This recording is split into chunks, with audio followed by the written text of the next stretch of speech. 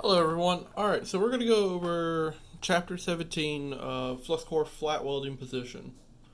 Um, first things that we need to always do is make sure that we are checking our safety measures, check all the connections are tight and leak proof, your electrical, your shielding gas, make sure that there's no water on the floor, and wear your proper protective clothing.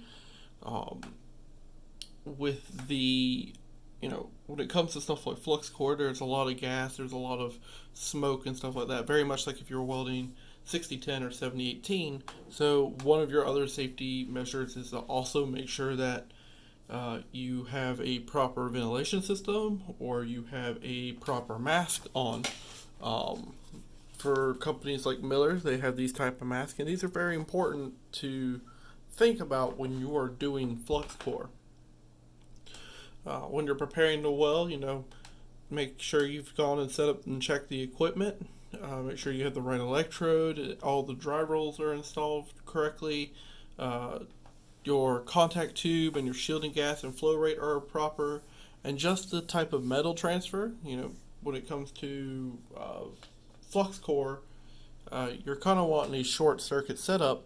So if it's set up to do, let's say, globular, it has a globular effect, but it doesn't mean that you're welding in the globular fashion. So you want to make sure that you're welding to the correct specifications. And then, adjust the settings as needed. Um, but the very first thing that we need to talk about is the electrode extension. So your nozzle to work distance, your contact tube to work distance, and stuff like that. Because flux core is a little bit more backed out. We're talking about maybe 3/4 of an inch to sometimes 3 3/4 of an inch stick out sometimes. Now those are the extreme cases, but typically about 3/4 of an inch to an inch for 045 wire, which what we use, is about the right distance.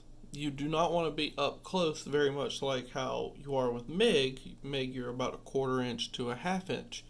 But for flux core, you want about 3/4 of an inch to a full inch or an inch and a half. Oh, actually, just talking about it. So, just to show you, short circuit, 1/4 to a 1/2 inch. Spray transfer for MIG, 1/2 inch to an inch. But then we get to flux core gas shielded, and we have 3/4 inch to an inch and a half. Now this is what we use. We use a gas shielding with CO2. So we're looking at about 3/4 to an inch and a half at max. We typically say about 3/4 to an inch is about perfect. For self shielding, you can do 3/4 of an inch to 3 3/4, but that depends on the wire. If the wire is a lot bigger, then you would typically do that, or if you're depending on how much wire speed and voltage you're doing. So those can change why it's happening. Um, when you're welding, make sure that you're holding the gun comfortably. You don't want to be trying to hold it awkwardly or something like that. And if you're using the trigger and you're doing it with your pinky instead of your pointer finger or something like that, or if you're holding it weird and your thumb's not really got a good grip on it and you're just kind of like struggling, you're not going to be good. One of the key things you can do as a welder is make sure that you're comfortable. Just be comfortable. Try to get it, even if it's in an awkward position. You can try to find a way that maybe you're propped up a different way. Maybe you take some of the slack off of you. And this picture is showing that he has the cable going across his arm. It could be very much that you have the cable draped up over somewhere just to give that little slack off of you. So try to be comfortable. Let's talk about laying down a weld bead. So 20 to 25 degree angle, and he's going to be going from this side and going out. So he's dragging the metal. This is a positive gun at desired travel angle. So you're going to position the gun at the desired travel angle. Touch the electrode wire to the base metal. Do not press the switch yet. Raise the gun about a 1/16 of an inch or so, and then lower the helmet and press the switch to form the arc.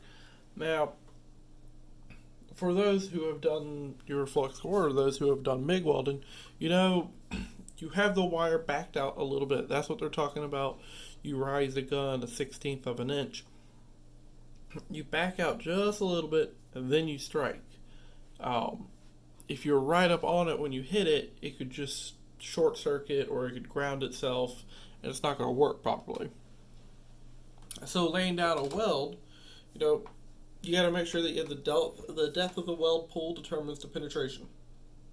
So if you're not hot enough, you're not going to get deep enough like you need to. Move the electrode in the direction of the travel, fill the weld pull at the end of the joints, and then release the switch. So what they're talking about when they say fill in the pull at the end of the joint, that's your craters. And what you need to do is kind of like go to the end and then back up just a little bit to let it fill in and then stop.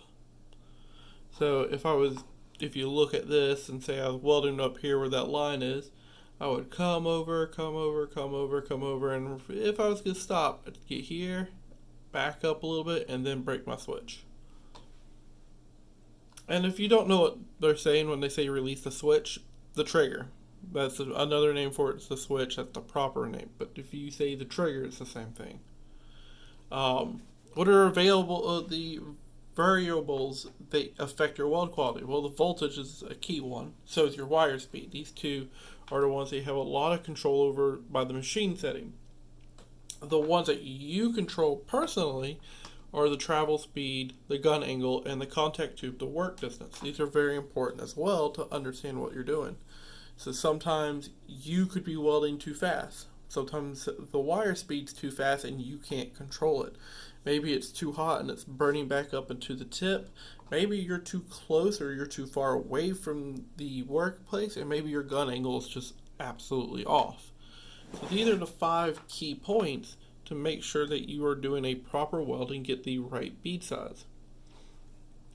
Just to kind of look at these fillet welds. Now these are GMAW. They are not flux core because you can kind of look at them and tell which one they are. But right here, this is what we're talking about where you go forward and you needed to back up. This is a crater. Now this is a good restart point. That's fine. But you see over on this part, on this edge weld, that the crater is no longer existent. They kind of backed up and let it fill in a little. Over here is an obvious crater. But characteristics of a well-formed fillet weld, you know, legs are equal size, has a flat or convex weld face. Remember, we're in the flat position. There's evenly spaced ripples if you're doing GMAW. For flux core, there's not that much of a ripples if you're doing gas shielding. Self-shielding has a little bit of ripples to it though. There's no undercut, porosity, or cracks. You know, those are the very prominent characteristics of a well-formed weld is that there's no undercut, porosity, or cracks. Making a flat fillet weld. So remember, a lot of people like to call it flat when they're talking about a horizontal T-joint. So a horizontal T-joint is like that. But that's not true. That is a horizontal. Flat is compared to what the angle of your gun is, or the angle of the weld. So this is a flat position fillet weld. So put the center of the electrode and arc over the weld root. Hold the gun at a 45 angle to base metal. So if you remember, it's like a V groove, so 90 degrees, and you're going to put it dead in the center. That's what they're saying. Keep the pull at the same width during the whole process. Talking about welding a butt joint. Now this is an open V groove.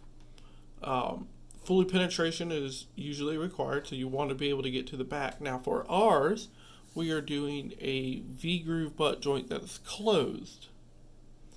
So you're going to weld it and then you're going to carbon arc gouge the back, and we will go over carbon arc gouging in the next section. But so full penetration in the back is not as important. But what is important is that you get full penetration in the front of it. Now for a open V groove, full penetration is usually required. And that both sides of the root opening must melt.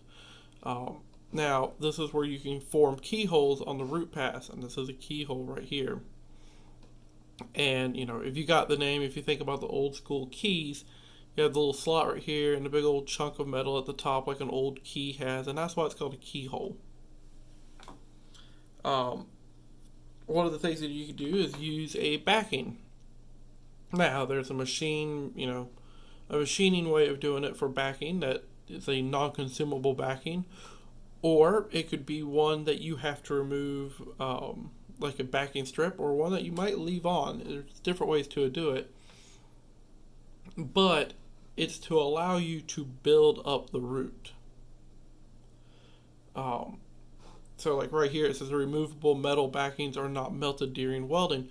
Well, that depends on your metal. Some of them don't do that.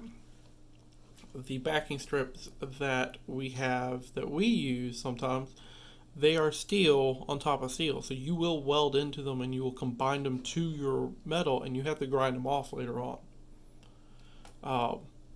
Angles for welding butt joints. For your work angle, you're going to be dead in the center of your joint. But your travel angle, you want that 20 to 25 degree, or if you're looking from the surface, about 60 to 70 degrees from the surface. So, not straight up and down, but you are looking just slightly bent back and going and dragging the weld. Multiple pass butt joints or butt welds, the root pass. For this one, it says a keyhole, and this is if you're doing an open root butt joint. For us, we're not doing an open root, so the keyhole's not as important. Other passes require penetration into the base metal and previous weld bead. Clean each bead before laying the next bead. That's very important. You do sometimes get little bits of slag trapped in flux core, so you need to make sure you get every single piece of slag out. For flux core, verifying that the electrode can be used for the multiple pass process. Some of them are meant for single weld. Some of them are meant for multi-pass, and that is very important when it comes to flux core. So just kind of remember that key point is that some wires are meant for single welds and some are meant for multi-pass. So what are some defects that are in both GMAW and flux core? Improper or incomplete penetration, a lack of fusion, slag inclusion, undercut, overlap, and porosity.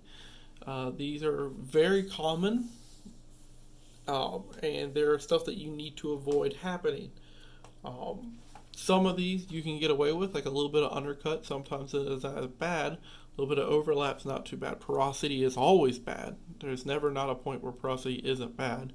Slag inclusion is not great. Lack of fusion and incomplete penetration means that there's a whole point where there's no weld.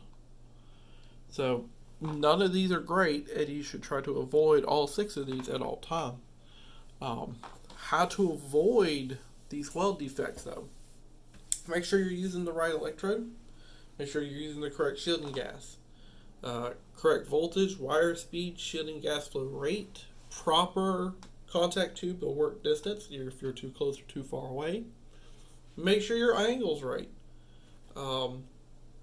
Move the gun at an appropriate and constant travel speed. And for flux core, remove any slag that's there. For GMAW, sometimes you need to go in there and you need to take out any of that splatter that's sitting on top of it. That will help you. But when we talk about flux core, there's one thing that's different from it that's from other processes, and that's something called gas marks. Now this is a gas mark. It has 2 other names, which are worm tracks and chicken tracks, or worm trails, stuff like that. And it's where there's this kind of groove in the metal. Now, what are gas marks? Gas marks are small grooves that sometimes appear on the surface of a weld made during flux core.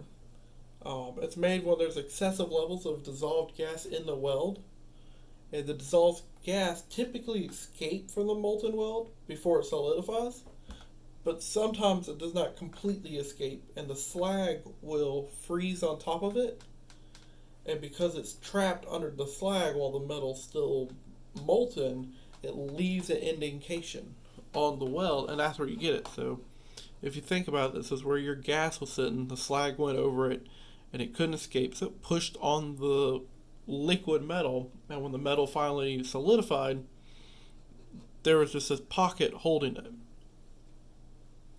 What are potential causes? Well, for flux core self-shielding, one of the worst ones is excessive arc force. Now, this isn't as bad as in gas shielding, but it is something that happens really well, that can happen in gas shielding. But in self-shielding, this is very prominent. As the voltage increases, the arc length needs to get longer. If the arc length is too long, excessive level of nitrogen from the air can be introduced into the arc. The extra nitrogen ends up in the molten weld metal and then must escape. So it's not going to hold the nitrogen. The nitrogen is going to get out. But because you had to back off because of the excessive arc length, you allowed more gas to get in there and cause even more potential problems and get more gas marks. It's also a way you can get porosity. Other ways that you can possibly get it, your contact tip to work distance is too short. So when we were talking about the excessive arc voltage, your arc length was too far back. So your contact tube was too far away. Well, another one that can happen is you're too close. Being too close can cause the moisture in the arc not to be able to have enough time to completely burn off. And this one results in hydrogen being left in there. So the first one was more nitrogen based, this one's now more hydrogen based. Another thing when it comes to that is that there's excessive moisture in the air. We live in South Carolina. We are a subtropical environment, so we have a lot of high humidity. Sometimes if you've ever been cutting metal, you notice like there's a puddle of water on the metal while you're cutting it. That's because sometimes there is water in the base metal. Sometimes the base metal isn't clean enough, and you need to make sure that you get the rust and oil and stuff like that off of it. And sometimes even your wire itself that's exposed to the air for a long time is contaminated. So those are three big things: is that their air could have too much humidity, that the base metal isn't clean enough or has too much liquid inside of it, or the wire itself has now gotten too much liquid inside of it, or it's been exposed to the air too long. Another one is for gas shielding electrodes, that the shielding gas is not covering the weld enough. Now typically this one is where you start getting porosity in it, not as much as just gas marks, but that does indicate that if you're getting one or the other, maybe your shielding gas isn't strong enough. So how are we going to fix this? First, check your work distance, if it's too far or if it's too close. Secondly, make sure that your metal and your filler are clean and dry. Step 3, increase your gas pressure to protect the weld. Remember, if you're in overhead position and you're using CO2, the gas is going to fall. Another thing is that if you're using a ventilation system, make sure your weld's not so close that it's taking the shielding gas away from protecting the metal. And then the last thing is, if you're using argon CO2 blends, switching to a pure CO2 can help reduce the likeliness of worm tracks. That's just a little thing. If you have any questions, let me know.